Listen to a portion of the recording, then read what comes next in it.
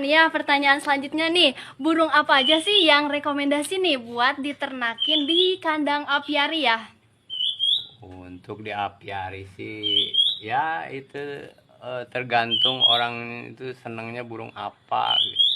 Ya intinya yang lebih bagus sih yang aman-aman lah. Aman itu menurut ayah yang penting burung jenis ini dan jenis ini gak berantem lah gitu. Jadi akur semuanya. Yang penting akur lah seperti itu. Mau kadang kan di sini juga ada burung kecil ada burung besar tapi yang penting akur ya. Sekiranya tidak akur jangan dipaksain, nantinya bisa apa, pembantaian lah gitu. Oke, makasih ya.